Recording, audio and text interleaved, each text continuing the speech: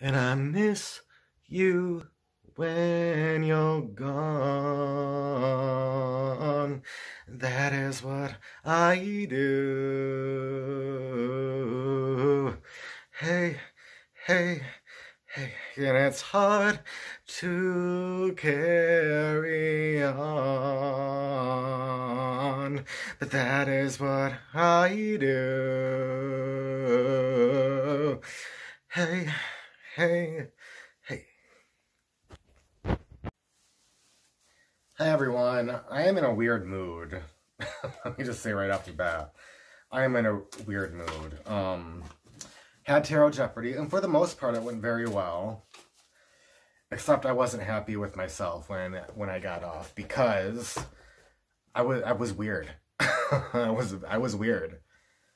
I found I was not comfortable at all, and I don't know why, because I've done lives since I've been back. And even though sometimes they're a little bit uncomfortable for me, I put on a face more during lives than I do on these videos, on pre-recorded. And I'm not sure why that is. That's an interesting thing to ponder on. But I did. And I felt, I just felt very anxious. I had very bad anxiety. And I felt awkward. And I felt like I was trying too hard, which made me feel even more awkward. And maybe nobody saw it. Anybody with intuition did. And if you didn't, I felt it. I know what I felt. And I'm not super happy with, I guess that's an odd thing to say, that I'm not happy about it. Like, it's over with now. It doesn't matter if I'm happy or not about it. I want to learn from it. Like, I want to learn how to just chill out and be myself on a live and not feel the need to put on any kind of face for any reason, even a silly tarot quiz trivia show. There's, and I think I just felt responsibility there to be fantastic. And, when you're in that mindset, I think it typically does the opposite. Because you're thinking so much about how you want to do everything perfectly that your mind is there rather than here. And so, of course, you're going to blunder around like a fool because you're not in the moment. You're way over there. And that's where I was. The entire Jeopardy game, and that's where the yuck comes from, is, did I enjoy myself? Yeah. It was fun, but not really at the same time because I wasn't there. And I hate it. I hate it. I hate it. I hate it. Anyway, there you go. And so now I'm in a very weird mood. That was a couple hours ago. And I haven't done much since I went and picked up my niece in a neighboring city and took her home. And now I'm back and I'm like, yes, let me get my hands on the cards. It's not every day that I'm like, yay, I get to do my daily reading for the challenge. Today I'm like, yes, give me something to focus on. Give me something to sink my teeth into. And today's question is a good one. It is,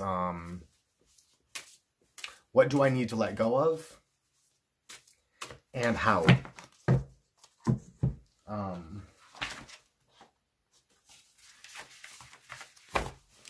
So,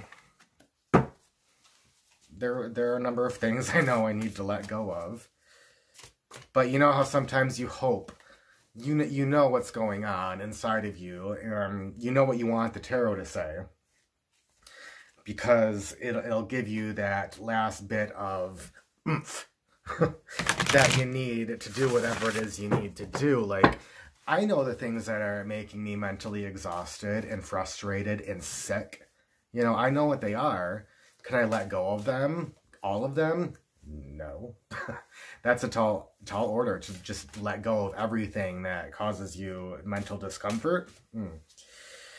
But in those times when you're reading the cards, you know what you want the tarot to say. there's something in particular you're like, yeah, I need to let go of this. So will you please tell me that? Give me some reassurance. You know, be a pal. And so that's kind of where I am tonight. Is like, please.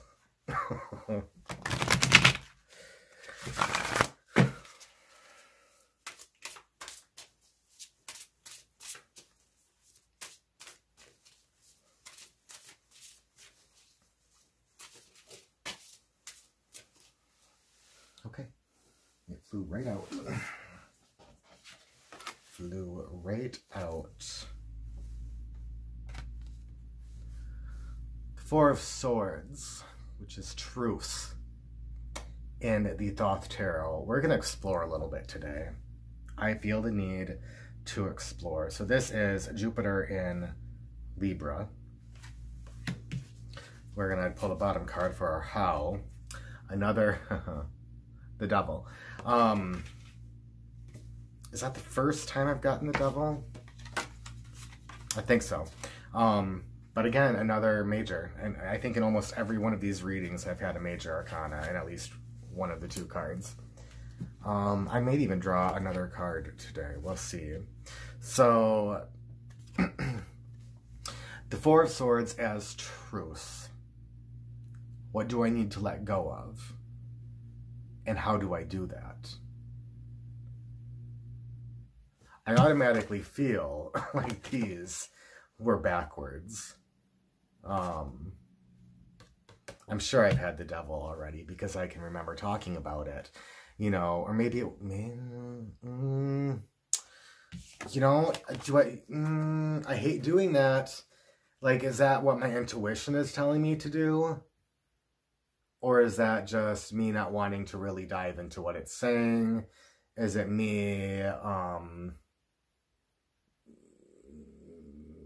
not... First card, second card. I want first card, second card. But that's not what it is. It appropriate to do that? I'm not really asking. This is on me and I'm just musing. Is it appropriate? Can I do that? Sure, I can do anything I want. I could do that. I feel like it's kind of cheating. Four of Swords is, truth is an interesting word for the Thoth to use. And again, I haven't dived really deeply into it at all, so I have no idea why exactly it's truth. It makes sense, you know, Thors are that moment of balance, a place of contemplation, a place of rest, where everything has come together for a minute and you can just be still for a moment. And so this is about relaxing your mind, your mental energy, because that's what Swords is. So, you know, letting go of, and I'm saying it, look, I just need to talk to you, letting go of arguments, letting go, you know, letting go of those frustrations, letting go of all the things that are eating you up inside, letting go of things that are out of your control, especially the things that I cannot control. I need to leave those things alone, and I'm not always very good at that. So this is where it gets interesting when you have specific spaces in a spread for cards, when you have them labeled. When I say, what do I need to let go of? And in my mind, like originally this is, what do I need to let go of? I need to let go of peace and tranquility and rest. I need to let go of that. Why do I need to let go of that? That is what I need.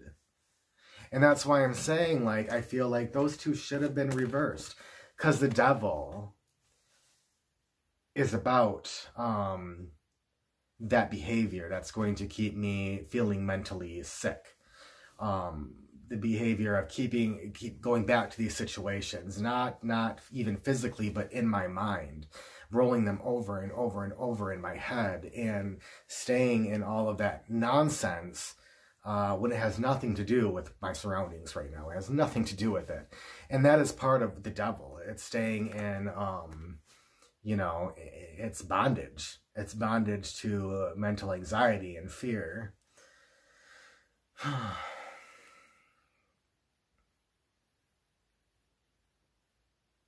It's a heavy card in the Thoth deck. Like, I mean, you understand what that is. You can see it, yes? And there's a reason it's there, but even that I haven't quite discovered. I'm going to look up. What do I want to look up?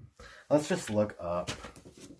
Let's look up the Four of Swords, and I'm going to just look it up in here and see what he has to say about it really quick. They're not, he doesn't go on and on about the minors.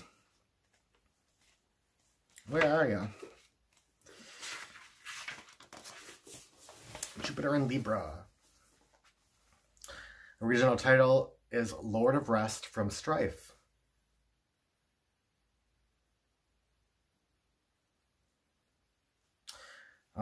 It's the most beautiful of these small card swords, perhaps. And here it says that Lady Frieda Harris, who was the artist, she worked alongside Crowley, and she did the art, and Crowley watched it every step of the way. You know, he guided her. He told her kind of what he wanted, and he would make her redo the paintings if it wasn't what he wanted and what he thought fit. I think that she used a lot of liberties, and that he ended up liking them. I don't think everything is verbatim what he told her to draw or paint by any means. But I love how in this book he writes little excerpts from their actual conversations. And it says she writes to Crowley, "I think it would be a good plan if you could arrange to come here one day next week and see the swords. I have a superstitious horror of bringing them all unbalanced to London." They were funny. Lady Frieda Harris was very funny, and Crowley has a very dry sense of humor as well. And so their exchanges are one of the best parts about this book, are the little bits of exchanges you get. So what else does it say? Equilibrium and justice are definitely keywords for this card, but Crowley tells us that it also brings with it the establishment of dogma and the law concerning it. Swords are weapons, and weapons discharge their design by virtue of the disciplines of war, not of peace. The kind of truce the Four of Swords monitors is a peace enforced by the threat of violence, and as such will be short-lived. The Four Swords are arranged as a St. Andrew's cross, suggesting to Crowley fixation and rigidity. Their points meet at the center of a large rose of 49 petals that Crowley tells us represents social harmony. It is a concord of conformity and compromise, however, that characterizes a culture that would rather blindly surrender to authority than to face the challenges of liberty. Once again, it is the concord of conformity and compromise, however, that characterizes a culture that would rather blindly surrender to authority than to face the challenges of liberty. Okay, where's my highlighter? I am going to highlight this right now. Nobody's lying. So,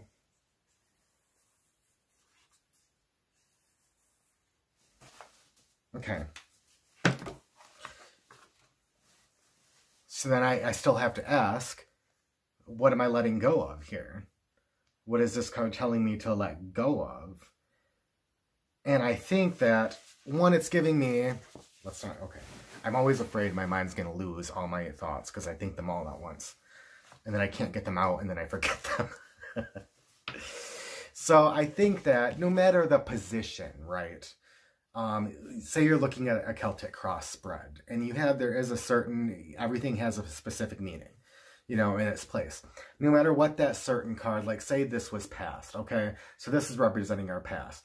It could still represent something overall, a major theme in your life, something you need to pay attention to now, as well as the past. There's more than one meaning to a card, especially how it relates to others. So just because it ended up in that space of what I need to let go of doesn't necessarily mean that's the only thing I need to look at. So I can still tell myself, this is telling me, I need to find some peace within myself. Obviously, that is, that's very straightforward with this card. But then I have to look at the reality of what I asked the tarot and not what now I want it to mean. What I asked it was, what do I need to let go of? And it gave me this. And I'm not, right off the bat, I'm thinking, well, it doesn't mean that I need to let go of peace and, you know, restfulness. It can't be telling me that. But is it? Is that something I need to look at? I have things going on in my personal life right now. Same old stuff where, you know, just a lot of stuff. There's, how do I say it? I don't like talking about this on my channel, to be honest. There are some things that are too personal, hit too close to home. But it could be telling me, in the nicest way, with the nicest card it possibly can, that I do need to also let go of that piece, maybe in a very real sense. Instead of, here I am trying to keep the peace, here I am trying to make truces with people, you know, make compromises. Here I am trying to see other people's points of views and hope that they see mine, and so on and so forth. And maybe it's saying, stop.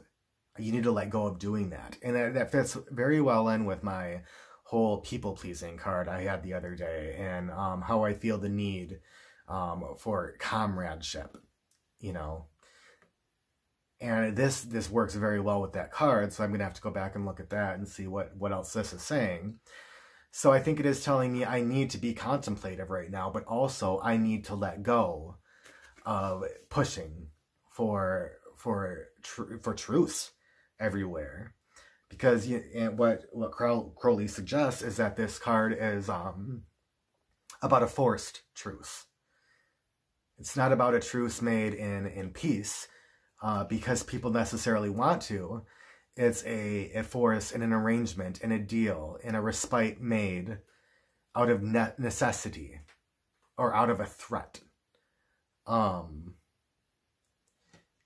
to make agreements and arrangements with people out of a fear of maybe them leaving your life, or out of fear that they might not like you, that's not a good reason to make compromises.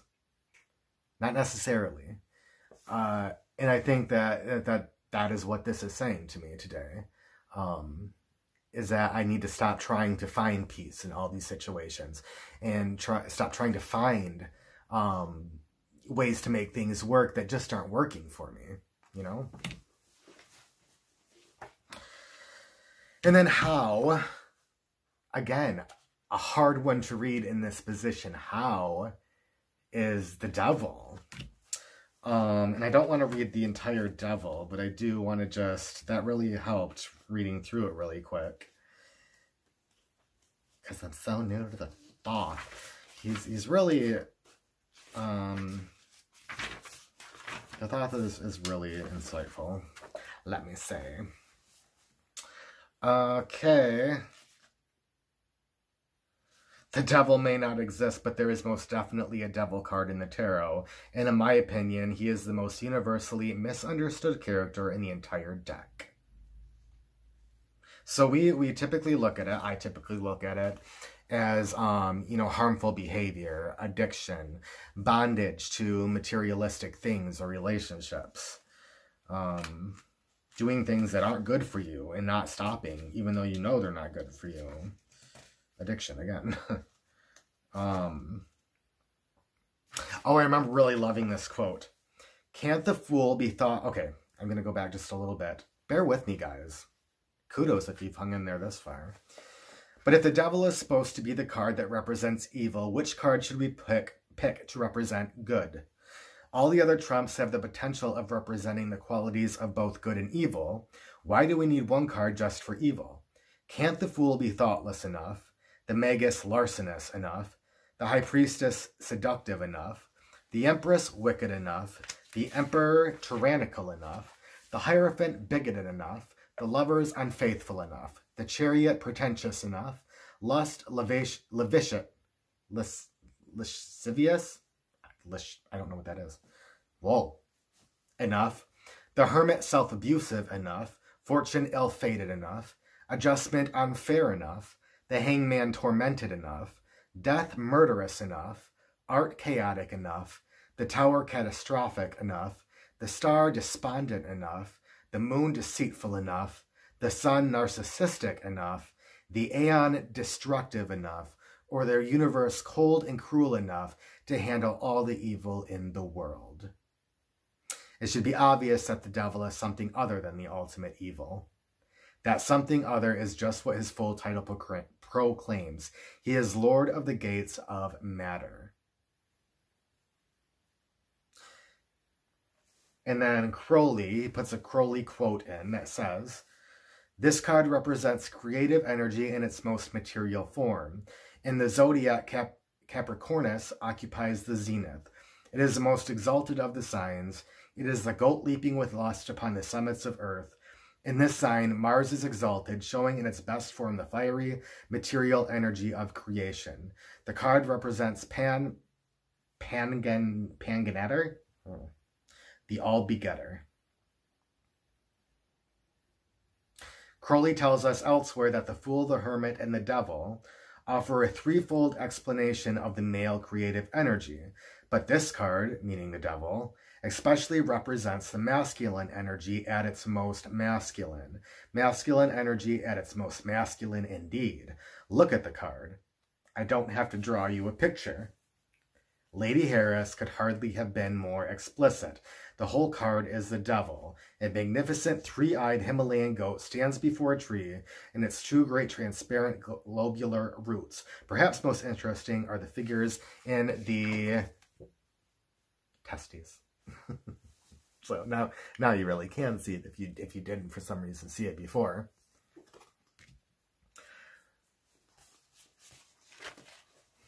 Interesting reading.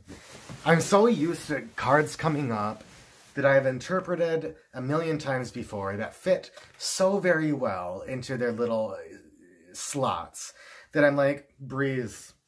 It's a breeze. Great. I got the cards. I know what these mean. And then I love it when I get cards like this that open up a whole new world for me of deeper learning. And I'm like, whoa, okay, so now I understand a lot more about these cards just from that and seeing them together. And so how do I let go of this need for truce and peace and comradeship? And how do I let that go?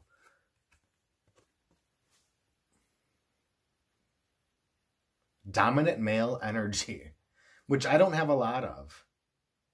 And it's just clicked something in my head that happened an hour ago that fits this so stinking well. My energy is very often, I'm very emotional. I'm triple water, so energy. Shoot. I don't. And so it's telling me that in order to overcome this, in order to get past these areas of my life where I reach so hard for compromise in areas that ought not to be compromised, maybe, that I just need to be maybe a little bit more forceful, showing a little bit more of that male dominant energy, being more proactive, more creative, more intense, less forgiving. Not that that's necessarily a masculine trait, but that's what this card is giving me right now. And so, wow. Super great reading. And I do feel better. I love, the tarot does that, right? Like, I came on here in a very weird mood. I'm still in kind of a weird mood. But I definitely feel a lot better about certain things. These cards helped. And, I can pinpoint exactly in my life what it's pointing to. So, thanks for watching. Especially if you watch the whole thing. Like, it's not necessary. I know that can be tedious. But I appreciate so much those of you that do share this journey with me. Thanks. Bye.